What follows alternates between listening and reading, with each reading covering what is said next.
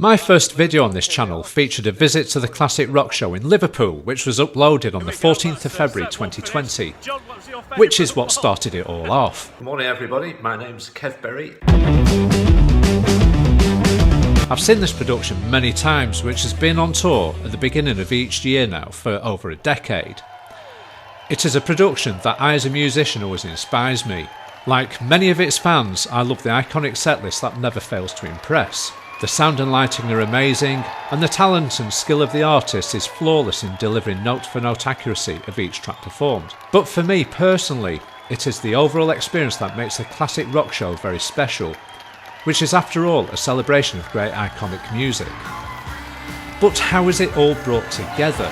Well, Tim Brown, who is on his second tour with the show, providing the artillery and firepower from the back of the stage in authentic rock spirit. He pulls no punches, delivers blow after blow, taking charge of the rhythm from song to song. But how did Tim land the gig with the Classic Rock Show? Well, let's find out by asking the man himself. Tim, how you doing, mate? Welcome to Gigs and Guitars. Thank you very much, mate. Pleasure This to be is here. it, fantastic. So you are the drummer of the Classic Rock Show, and this is your second tour, I believe. I think that's so. Right. Yeah, I've done it. I started. I think it was 2020. I think it was. We did Liverpool Arena. We did like a gig in lockdown, and I came in and did that show, and then I've done the two tours last year and then this one. So yes, I've been Right. So how are you finding it then? How's it going? I love it. This is my dream gig, and I say that, you know, completely honestly. I've known of the band for 10 years or so, since my friend Carl Sentence was the singer in the band, and when I came to see the band, it was just like, I want to be in that band. Right, yeah. It took me 10 years to get in there.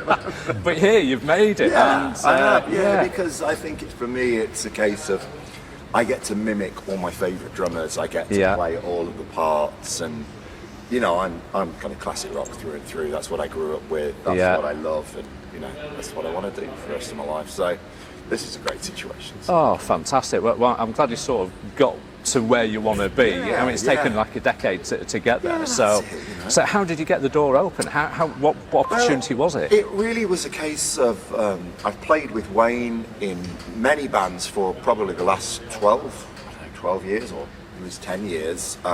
Metal bands and stuff. We toured with Key Marcello from the band Europe. We toured with Dave Evans from AC/DC. Done loads of bits and pieces together, lots of studio stuff, Persian Risk and Carl Sentence albums and things. And when Carl, the previous drummer, decided he wanted to step back from touring a bit during lockdown, which I think enabled a lot of people to reevaluate their lives and reevaluate what their priorities are and where they are in life.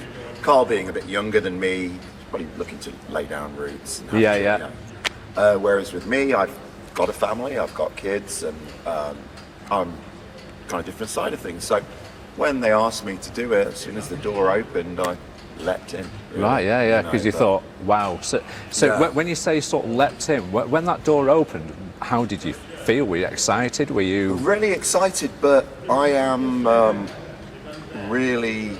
I believe that luck is where preparation meets opportunity. So if an opportunity arises, I'm going to be prepared.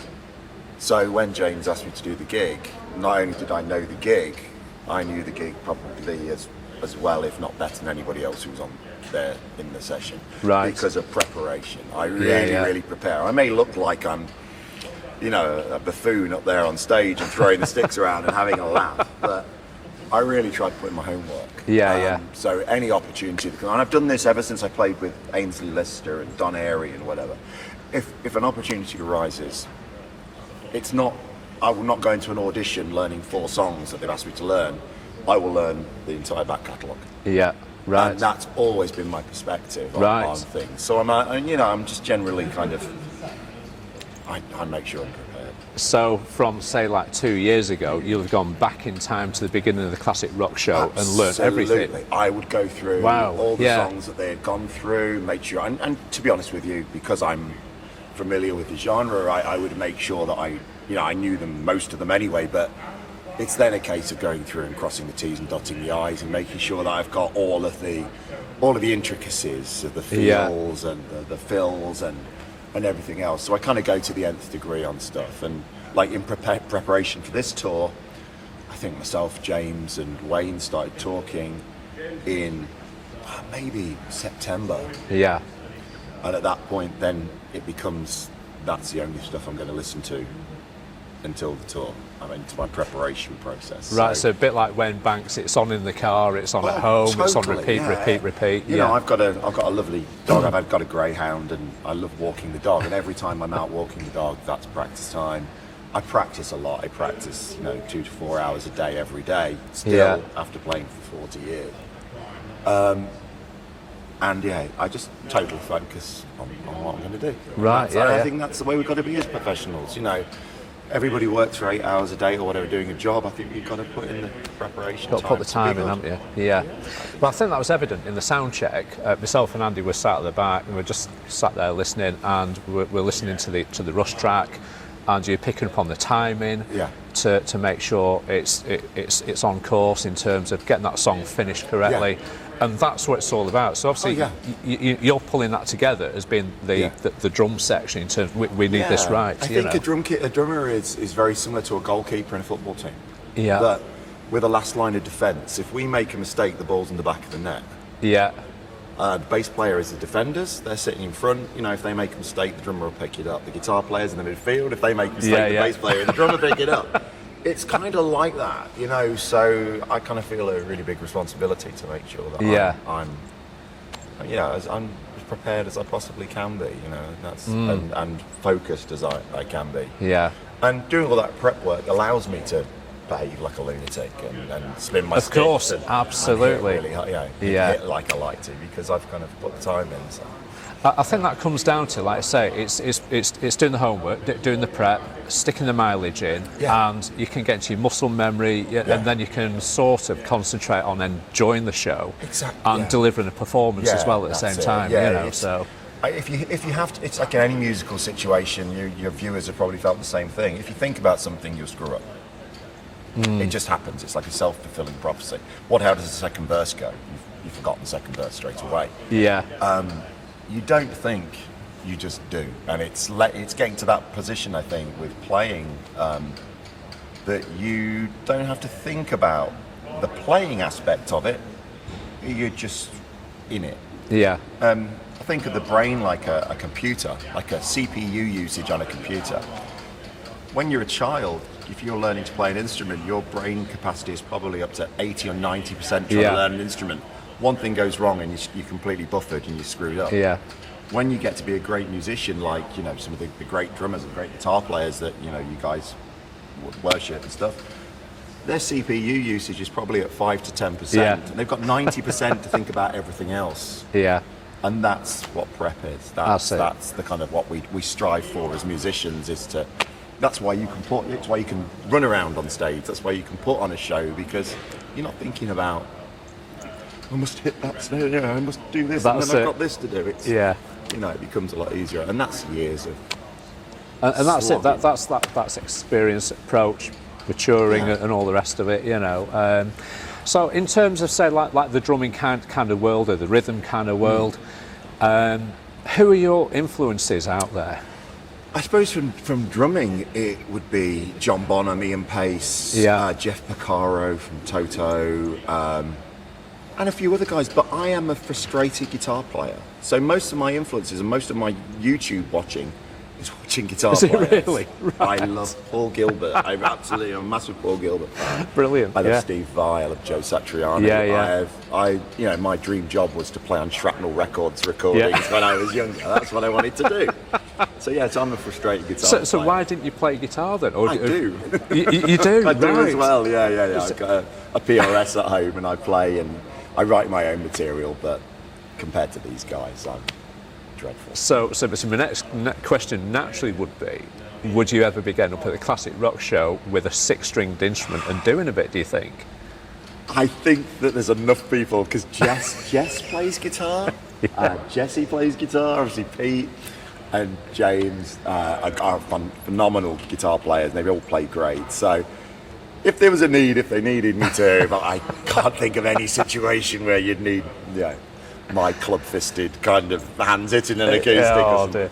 But I do play it when I'm at home on certain gigs. I do around, we do pubs and stuff when I'm playing with my friends, with Danny Wilson from Wishbone Ash and things. I do play, acoustic guitar and sing, lead vocal and stuff, and we have a laugh. Brilliant. I mean, again, thinking about, say, for example, the classic rock show, that audience there, if you suddenly end up with like a Les Paul round your hips for one song, they'll be going, hang on, isn't he supposed to be playing drums? We've had situations where we've kind of, we had a thing on the tour last year. We did Highway to Hell, and Henry would swap over and play drums, and I would run out and sing a vocal line and then run back and stuff. And I think on this tour I'm kind of running out and singing on Bohemian Rhapsody and stuff. Don't be surprised, honestly, do not be surprised if I do end up with a guitar out there. I'll tell you what would be you'd be welcomed if it happened, because that audience out there, they'd be gobsmacked if you did. And that explains, I suppose, during the sound check where you're looking at Pete Thorne's pedal board, which is just over there in front of me, so you obviously got a natural fascination with tone. I'm an absolute guitar nerd. I watched Premiere Guitar, guitar rig rundowns and stuff. I spend all the time just watching people's pedal boards and stuff like that. So I'm a guitar nerd, even though I play drums. My YouTube is probably more guitar than drums. Right. Yeah. But I think that helps you to be a better drummer, because if you understand guitar players, understand what they want, what they need, what they're going for. Absolutely right. Yeah. Then you can. But equally, that works both ways. That appreciation from the guitarist needs to work out what the drummer needs. I think most guitarists are frustrated drummers. They want to play drums. I think you're probably right. I've never thought about that. They do. Andy, should I learn drums? Sack my guitars and learn drums? I think your wife says no. And your neighbours. Oh, blooming. Okay, so you've got a PRS.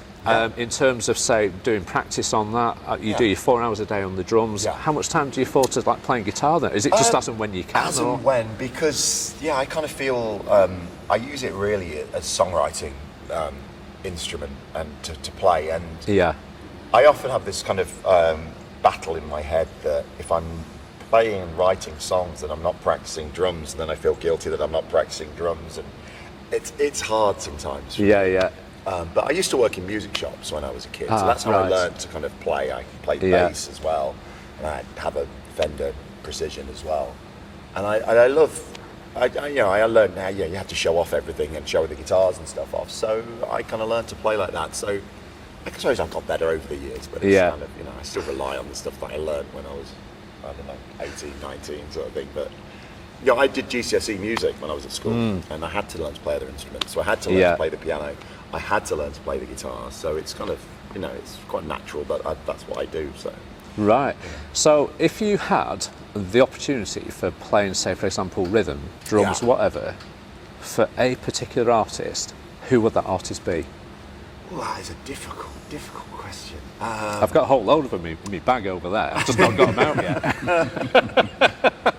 I think there are so many different artists I'd like to play for. They can be dead as well, by the way. I suppose Toto would be the band that I would love to play. To play in the most. And of course, there's a Toto track in the set at the Rosanna tonight. So absolutely. No pressure. I'm just playing. I think Jeff's up there looking down on me, going, "No. What are you doing, boy?" I think Toto is kind of one of the bands. Just because it's almost the pinnacle of excellence in studio musicians, and I would kind of, if I could even stand on the stage with them, that would just, that's it. I think I'd die. That's it. Life complete, Because Luke's another one of my favourite guitar players. So Luke is staggering. He's just unbelievable. He's basically a legend, isn't he? At the end of the day. And when you think that, like you hear Rosanna, and you hear that solo on Rosanna, and you hear the stuff he did on the first 3 Toto albums, he was 19, 20, 21 years old. That's right. And pulling that stuff out. And he was delivering guitar tuition on video at a very young age, from what I can recall. You think, wow, people on Hot Licks videos or whatever that's it was back in the day before we had the internet. And that's how I found those videos, like the Hot Licks and the DCI music videos. That was the only way that I could get to find what my favourite artists were doing, and I had to buy these things. I still got in my loft a stack It's probably this wide by this high, standing on the floor. I probably got every DCI drum video that they ever released. Right. But that was my way of getting there. But now it's all on, It is, online. isn't it? Yeah. You know, the accessibility now is incredible. It's just much easier, isn't it? Yeah. So in terms of like Toto, obviously we're doing the iconic track that is very popular with the audiences, which you love. Is that your favourite Toto track, or what is your favourite Toto track? There's a song called Home of the Brave. I really like a song called Dave's Gone Skiing as well, and Jake to the Bone, which is a really good track. And I love what Simon Phillips did in the band as well. I've been lucky enough to meet Simon and get to know him for a while, and he played on a track called I Will Remember, which I think is one of the most beautifully recorded drum parts as well. That's really inspiring. So when you're listening to these tracks, do you get satisfaction out of listening to just the rhythm sections, or the track as a whole? I very rarely listen to what the drums are doing. Right, yeah. Well, it's like when I learn these songs, the first kind of few times is I don't listen to what the drums are doing, because all the information that the drummer received is in the other instruments. Right. So I listen to the guitar part, I listen to the bass part, so I listen to the vocals. Because then when I'm playing the drums, that's what I'm going to be hearing.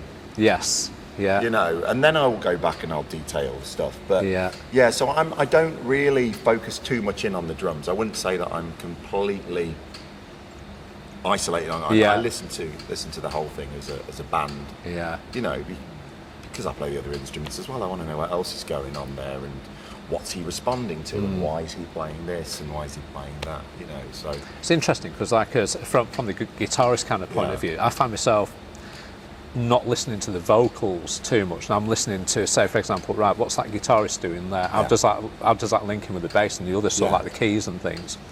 And I never know the words to songs. You know, and perhaps I should sort of take a leaf out of your book and say, right, forget that. Listen to that, you know. I think everybody perhaps does, once they get to a kind of perhaps a certain level of on their own instrument. You've heard what the instrument does so many times now that you kind of go, that's just that.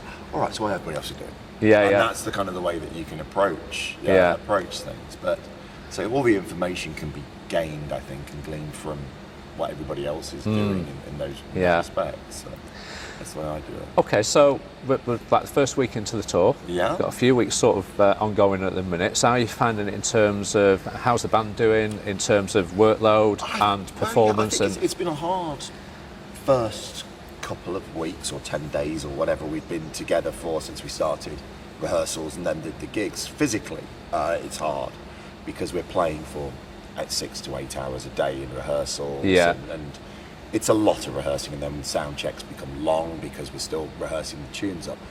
But I'm really happy with how quickly the set has sorted itself out and become comfortable.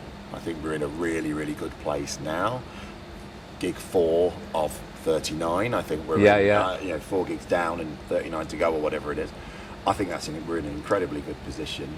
And I'm really happy. I think it's going to be. I think it's great. You know. So.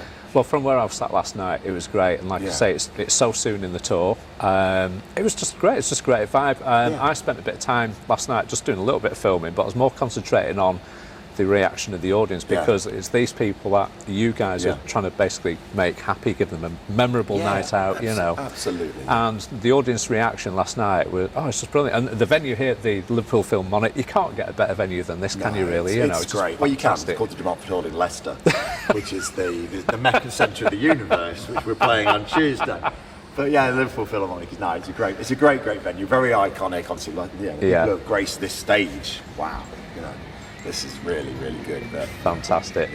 Well, listen, I've taken up a load of your time so far, and I think we will call it a wrap, unless you've got anything further. Absolutely fantastic, Tim. Thank you very much for your time, and have a good tour. I will. Excellent. Cheers, guys. Coming soon. As the band are nearing the end of their tour, I will be joining them once again to ask the vocal and keyboard sections all about their roles within the show. Stay tuned for an insight into their personalities and subscribe so that you don't miss out on those hidden gems of delight that make the show what it is. See you next time.